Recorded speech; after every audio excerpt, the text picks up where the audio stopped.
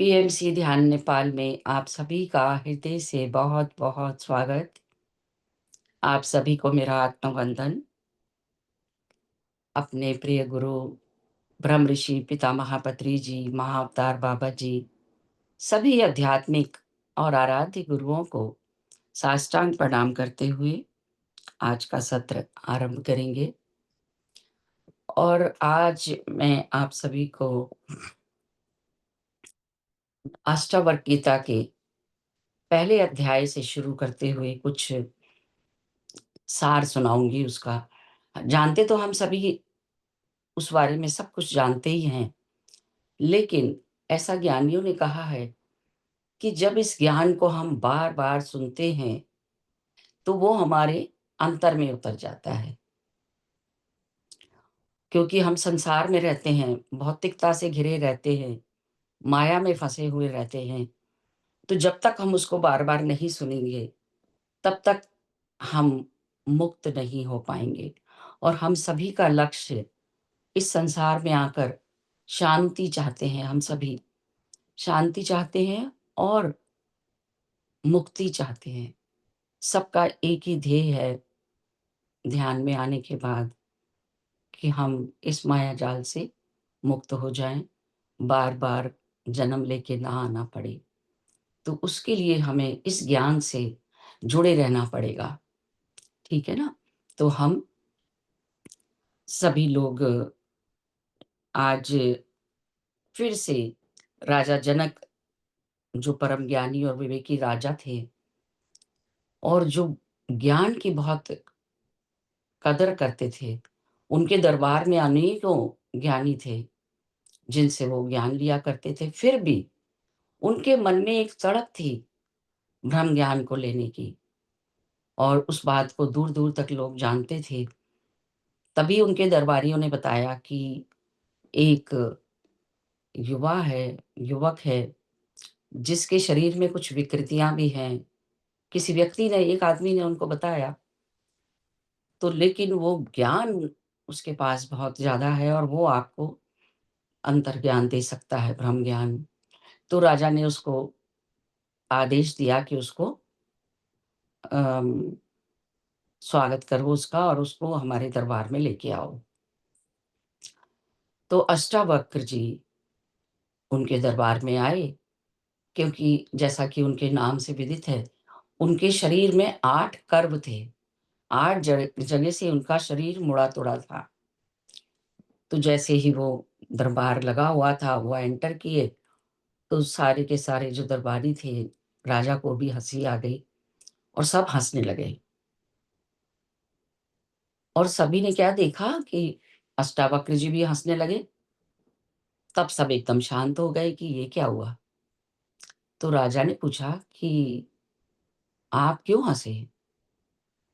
तो उन्होंने जवाब दिया कि मैं तो राजा जनक के दरबार में आया था। मैंने बड़ी ख्याति सुनी थी कि आपके दरबार में बड़े ज्ञानी लोग हैं, लेकिन यहाँ तो देखता हूँ तो सारे चमार बैठे हुए हैं। और लोग सब और भी ज़्यादा स्तब्ध हो गए इस बात से। तो उन्होंने कहा, जब राजा जनक ने उनसे फिर पूछा, तो उन्होंने जवाब दिया कि मैं शरीर नहीं, आत्मा हूँ। और शरीर को देखकर जो लोग हँस रहे हैं, वो तो अभी संसार में उलझे हुए हैं। इसलिए मुझे हँसी आई कि राजा जनक के दरबार की मैंने तो बहुत ख्याति सुनी थी कि यहाँ तो बहुत ज्ञानी लोग हैं। राजा जनक एकदम पहचान गए और उन्होंने कहा, हे मुनिवर, मुझे आत्मज्ञान दीजिए, जिसे सुनकर मैं इसी वक्त मुक्त हो जाऊं। अष्टावक्र जी राजा की बात को जान गए, और पूरी अष्टावक्र गीता के अंदर ही अष्टावक्र और राजा जनक का संवाद है। तो हमारे सारे ध्यानी मित्र ऑलरेडी ध्यान में बैठ चुके हैं। यही मैं चाह रही थी कि सभी लोग पैरों को क्रॉस करते हुए हाथ की उँगलियों को उँगलियों में फंसाकर अपनी गोद में रख लें, चाहे हाथ अपने घुटने पर भी रख सकते हैं। और प्यार से कोमलता के साथ अपनी आँखें बंद करते हुए अंतर्मुखी हो जाएँ और अपनी श्वासों के साथ एक होते रहें। क्योंकि ये ज्ञान वही है जो हम सभी चाहते हैं कि ये हमारे अंतर मन में उतर जाए, सबकॉन्शियस माइंड में चला जाए, जिससे कि धीरे-धीरे हम उसे अपने डेली के जीवन में उसे उतारने का प्रयास करेंगे। क्योंकि ये ऐसा नहीं है कि इसके लिए हमें अभ्यास करना पड़ेगा। 5-5, 10-10 मिनट का अभ्यास हम दिन में करेंगे 2-3 बार भी, तो हम सब मुक्त हैं। तो सर्वप्रथम आह्वान करेंगे ब्रह्म ऋषि पितामह की चेतना, महाअवतार बाबा जी की चेतना, इस ज्ञान को देने वाले ऋषि अष्टावक्र की चेतना को, और भी कई सारे ज्ञानी पुरुष हैं जिन्होंने हमें अद्वैत ज्ञान दिया है। अपने सभी आध्यात्मिक और आराध्य गुरुओं का आवाहन करेंगे। हिमालय के सभी भूत, भविष्य और वर्तमान के सिद्ध संत, अरिहंत, महंत, महाअवतार बाबा जी, समस्त गुरु मंडल का आवाहन करेंगे और प्रार्थना करेंगे हम उनकी चेतना के साथ जुड़कर इस ज्ञान को अपने अंतर में उतार सकें।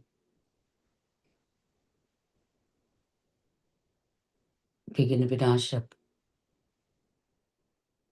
श्री गणेश, देवाधिदेव महादेव, आदि माँ पराशक्ति, महावीर, हनुमान, उच्च लोक के सभी देवी देवताओं को साष्टांग प्रणाम करते हुए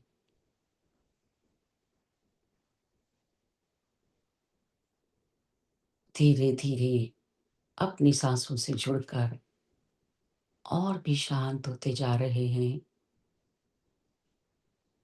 माँ वसुंधरा समस्त प्रकृति के कण कण का, पंच महाभूत का धन्यवाद करेंगे, आभार करेंगे और संकल्प करेंगे, मैं तैयार हूँ, अपने आप को अनुमति देती हूँ इस ज्ञान को लेने के लिए।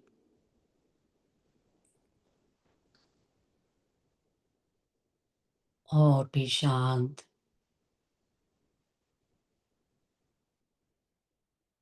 धीरे धीरे सभी, हम सभी जिज्ञासु हैं ज्ञान को लेने के लिए।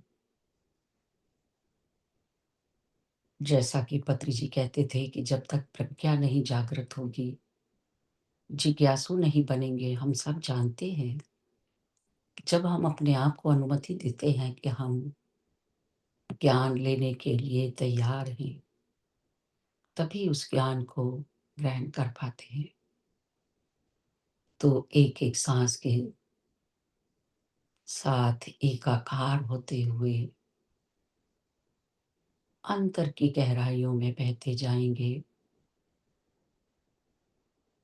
और ये मुझे कहने की जरूरत ही नहीं है, सभी तैयार हैं, तैयार हैं, तैयार हैं।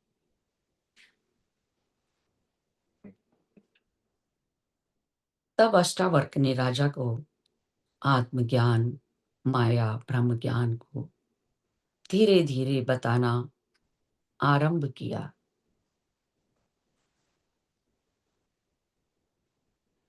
जब आत्मज्ञान की सच्ची जिज्ञासा अंतर से उठे, तभी वो प्रभावकारी होती है। जब साधक के अंदर से तीव्र जिज्ञासा उठती है कि मैं कौन हूं, तभी आत्मबोध की शुरुआत होती है। मुक्ति कोई बाहरी चीज नहीं है, बाहरी चीज नहीं है, बल्कि ये तो भीतर का विस्फोट है। और वो तभी होता है जब तू जानना चाहता है, ना सिर्फ जानकारी के लिए, बल्कि अस्तित्व को छूने के लिए, उस अस्तित्व को अनुभव करने के लिए। राजा जनक जैसे भी राजा के जब भीतर बेचैनी में तपते हैं, तब तक वो गुरु की शरण में नहीं आ जाते। यही जिज्ञासा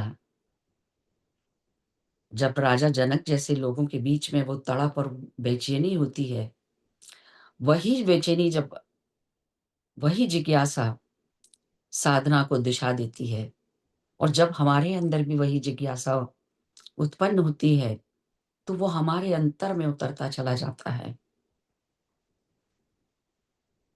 जब प्रश्न भीतर से उठता है, तो उत्तर भी भीतर से ही आता है। केवल पढ़ने या सुनने से या शास्त्र को जानने से कुछ नहीं होता।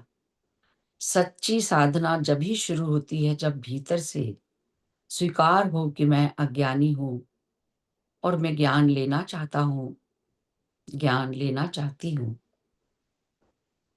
आत्म जिज्ञासा ही मुक्ति का बीज है। हम सब जानते हैं, जब हम बीज का रोपण ही नहीं करेंगे, तो उस चरम तक नहीं पहुंच पाएंगे। शरीर से अलग होकर चैतन्य में ठहर जाना ही मुक्ति है। चैतन्य वही है जो हम सब जानते हैं, हमारा सत्य स्वरूप, एसेंस, चेतना। अष्टावक्र कहते हैं कि तू कुछ भी कर, यदि शरीर को तू अपना मानता रहेगा, तो ये बंधन बना रहेगा।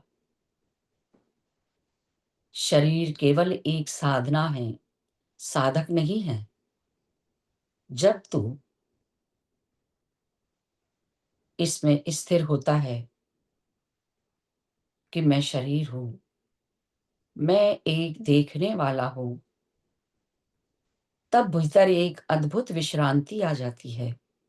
सारी साधना इसी एक अनुभव में टिकने लगती है,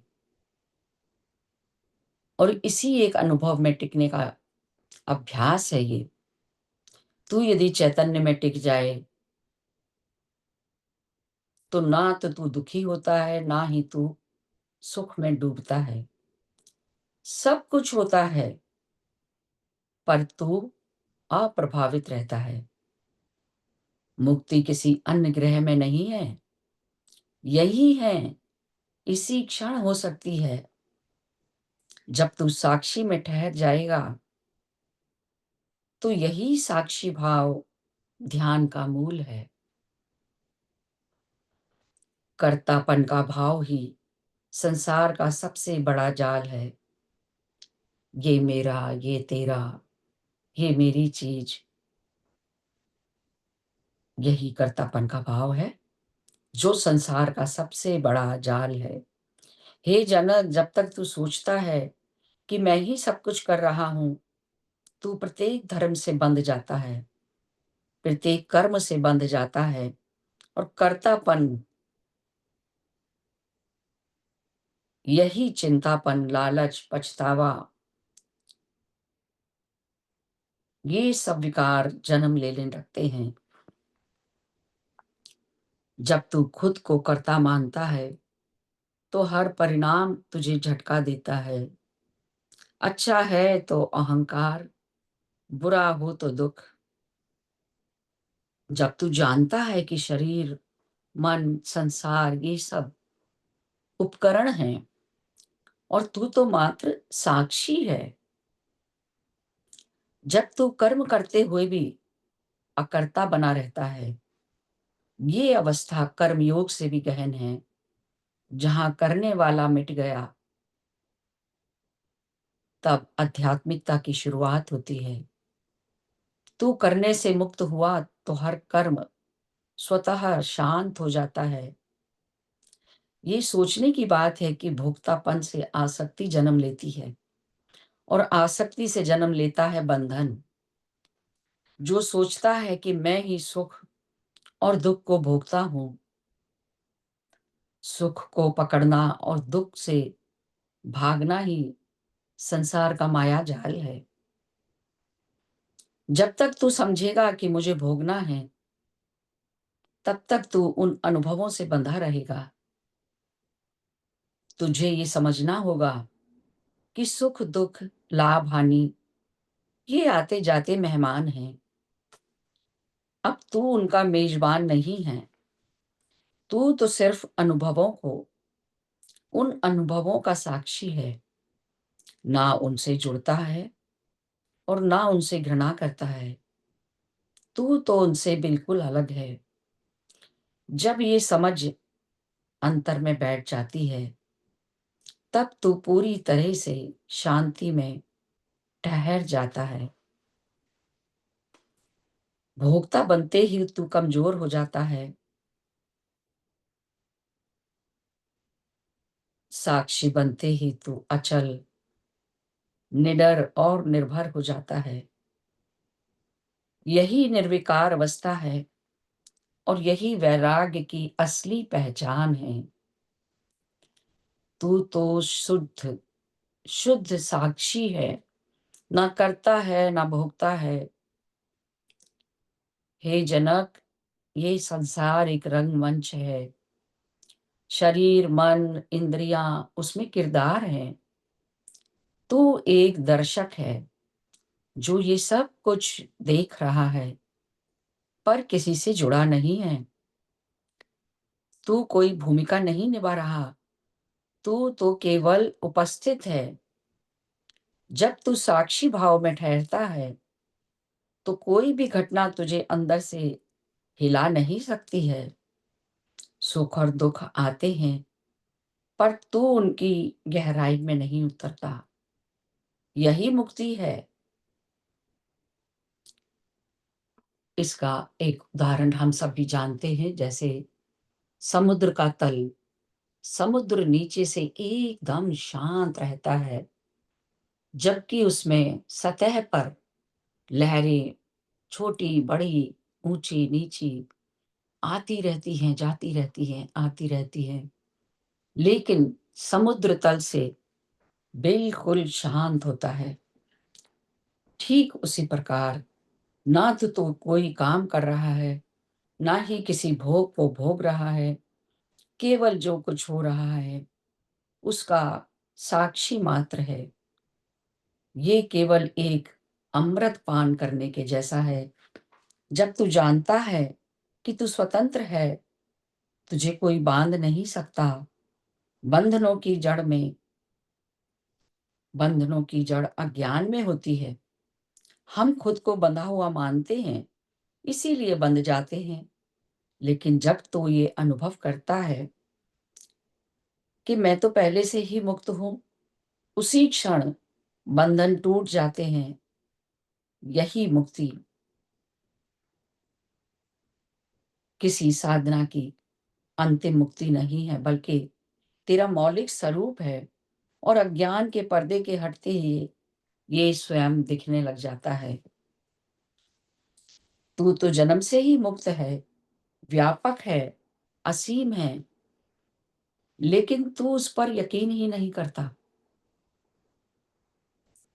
यही विश्वास, यही जागरूकता तुझे भीतर से खोल देती है। तू अब बाहर कुछ पाने नहीं जाता, क्योंकि तू जान चुका है सब कुछ तेरे ही भीतर घटता है। मुक्ति कोई दूर नहीं है, सिर्फ पहचान भर है कि तू मुक्त है। आत्मा को जानने वाले के लिए ना पाप रहता है, ना पुण्य। जब तू जान जाता है कि तू आत्मा है, शरीर नहीं है, ना ही मन,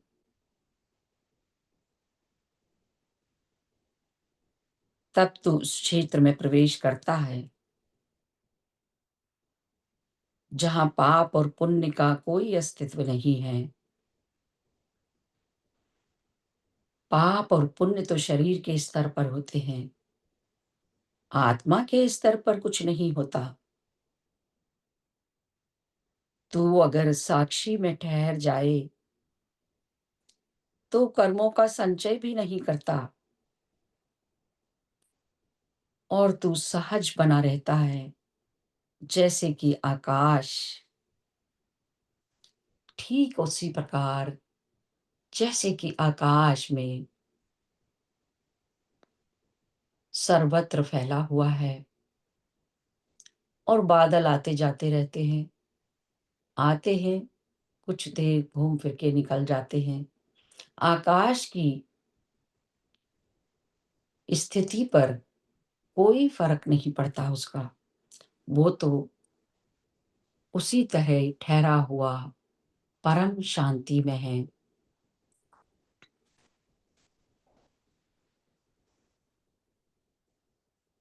पाप और पुण्य तो शरीर के स्तर पर होते हैं, आत्मा के स्तर पर कुछ भी नहीं होता। बस तुझे दृष्टा बने रहना है, साक्षी में ठहर जाना है और तब तो तू कर्मों का भी संचय नहीं करता। तू ना तो करता है, ना ही भोगता है, ना तुझे कुछ जोड़ना पड़ता है, ना ही छोड़ना पड़ता है। सब कुछ अपने आप हो रहा है, सब कुछ घटित हो रहा है। तू तो केवल देखता है, केवल साक्षी है और यही निष्कलंक अवस्था है, यही निर्वाण है।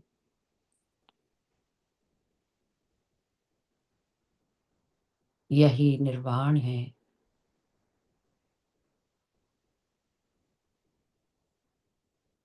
इसी ज्ञान को अपने अंतर में उतारते हुए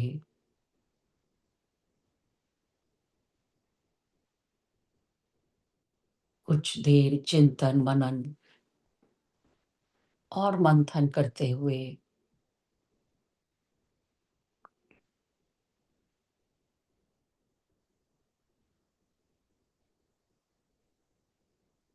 एकाकार हो जाएंगे एक एक श्वास के साथ और अपने अंतर की गहराइयों में उतरते हुए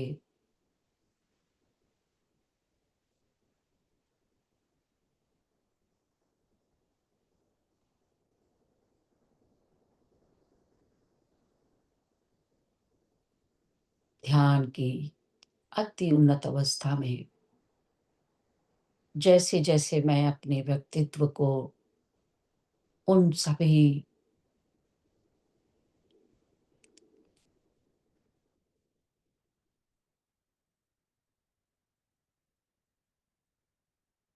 मिथ्या मास्क जो मैंने ये मुखौटे ओढ़े हुए हैं, जैसे जैसे ध्यान में और गहराइयों में सभी मुखौटे उतरते चले जाते हैं, सभी विचार, वेदनाएं, संवेदनाएं, सभी स्मृतियां, यादें, भूत भविष्य वर्तमान के क्षणों में आने के लिए हमें भूत और भविष्य को अलग करना पड़ता है।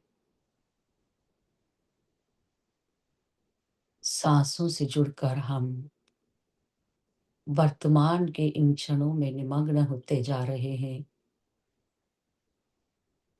और जब हम उस साक्षी को देखेंगे, कहाँ है वो?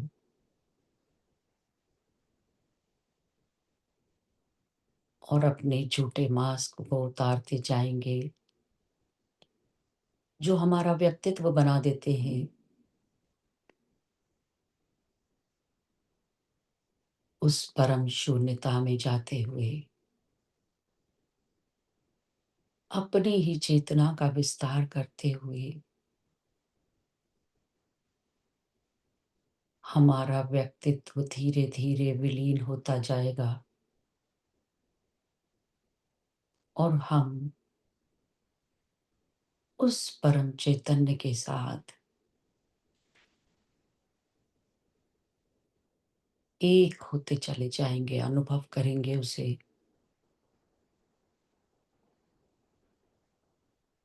ओम की ऊर्जा के साथ जुड़ते हुए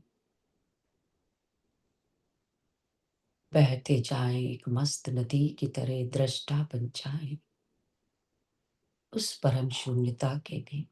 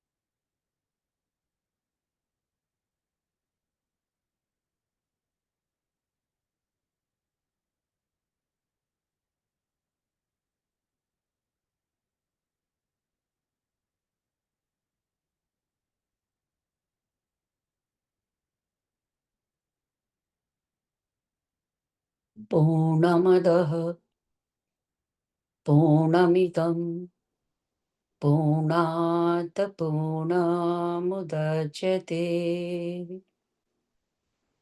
पूर्णस्य पूर्णमादाय पूर्णमेवावशिष्यते।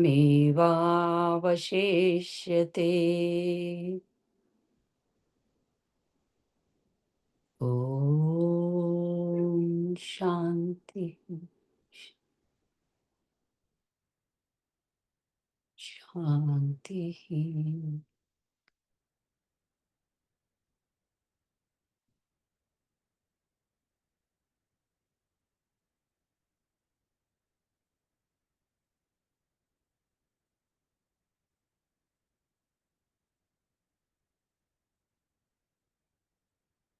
धीरे-धीरे ध्यान से बाहर आने का प्रयास करेंगे। अपनी संपूर्ण कृतज्ञता अर्पित कर दें, पूर्ण समर्पण कर दें ब्रह्मांड की सभी दिव्य ईश्वरीय शक्तियों के प्रति। सभी देवी देवताओं को कोटि-कोटि प्रणाम। साष्टांग नमन करते हुए आभार करें।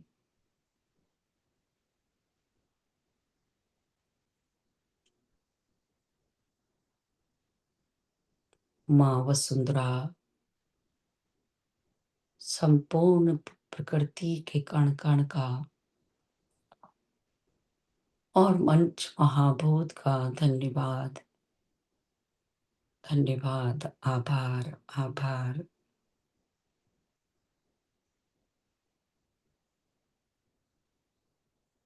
अपने सभी गुरुओं का धन्यवाद करेंगे, जिन-जिन का हमने आवाहन किया और जो हमारे साथ जुड़े, सभी दिव्य चेतनाओं का हृदय से धन्यवाद, धन्यवाद, धन्यवाद।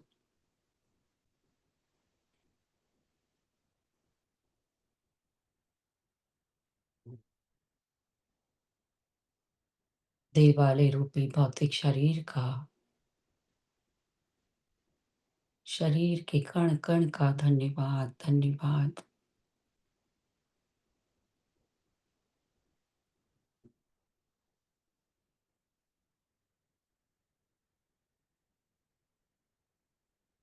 धीरे-धीरे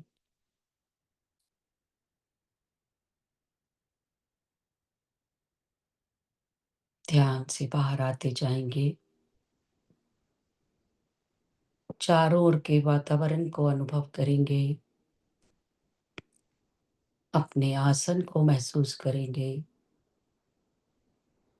अपनी भौतिक चेतना में आते जाएँ। दोनों हथेलियों को अलग करते हुए उसे रब करेंगे।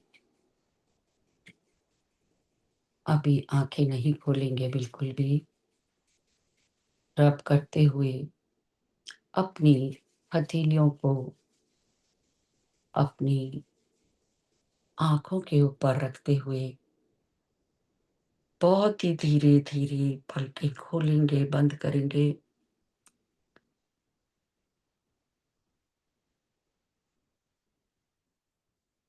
और अपनी हथेलियों को, उस ऊर्जा को अपने पूरे शरीर पर लगाएँ।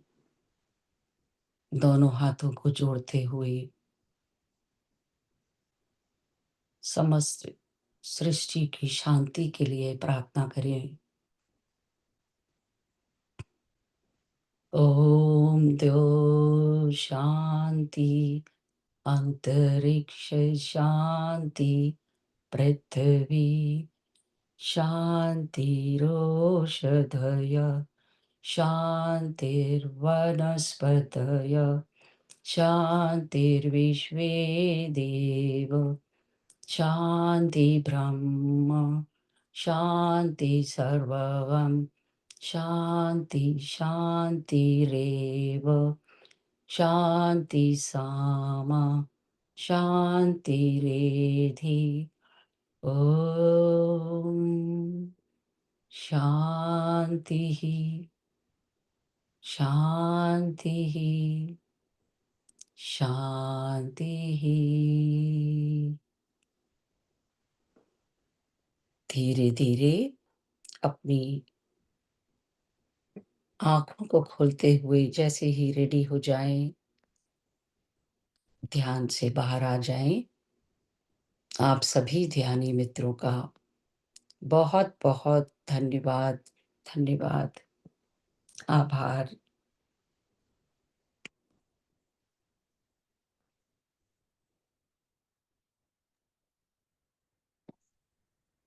थैंक यू दीदी, बहुत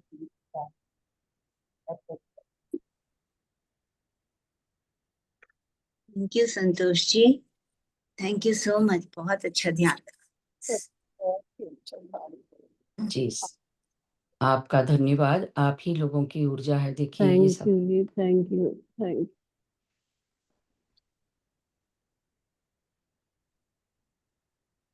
जय श्री कृष्णा, राधे राधे। बहुत अच्छा ध्यान था मैम, बहुत अच्छा, बहुत बहुत धन्यवाद।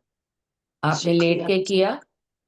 हाँ, मैंने लेट के कि अभी उठ के मसाला वाली चाय बना रही हूँ, क्योंकि अच्छा, सर्दी है ना। ठीक। हाँ, अदरक वाली। बस आपने बोला ना शांति शांति, जब भी उठी मैं। जी, जी, जी। सभी लोग पानी अवश्य पी लें। जी।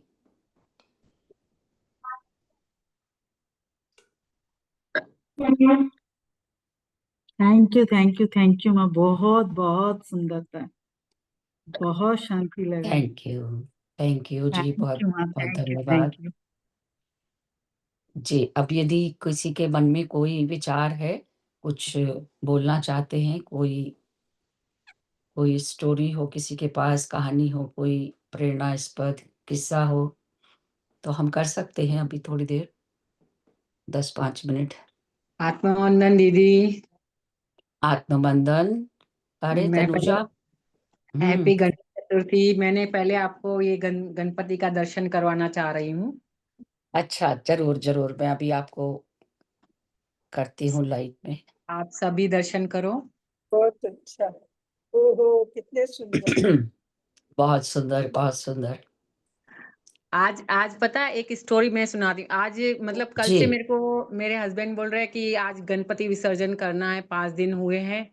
तो पता नहीं, कल से हाँ हाँ बोल रही थी, हाँ, लेकिन एंड मोमेंट में बोल रही हूँ नहीं, मेरे को और मेरे को मेरा दिल नहीं भरा है, मेरे को रखना है। जी, जी। बस अच्छा, पता नहीं क्या हो रहा था, ऐसा हो रहा था, नहीं नहीं अभी और मेरे साथ रुको। अच्छा, सुनाइए आप क्या सुना रहे हैं? जी, वही वही बता रही हूँ मैं आपको कि आज मेरे मतलब ये मुझे बहुत ही आज ऐसा हो रहा था कि बस नहीं, आज मेरे को गणपति विसर्जन नहीं करना है। हाँ, अनंत बहुत। चौदस कब की है?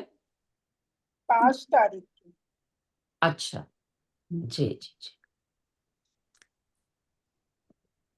चलिए, गणपति बप्पा मोरया, मंगल मूर्ति मोरिया, मंगल मूर्ति मोरया, अष्ट वीणा विनायक लाडू नमो तोरिया। नमः, जी, सिद्धि विनायक नमो नमः। बहुत सुंदर। जी, जी। Thank you.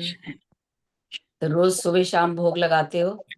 हाँ, भोग लगाते हैं, आरती करते हैं। जी, जी, जी। आज 56 भोग का है, मतलब बाहर वो पंडाल में रखा हुआ है ना मेरे पड़ोस में, अच्छा, वहां पे 56 भोग का है, मतलब आज 56 भोग लगाएंगे। जी, जी, जी, बहुत बढ़िया। चलिए, हाँ, आपने दर्शन कराए और तो सभी लोगों को कृतार्थ किया। जी। मैंने सबको बहुत मिस किया।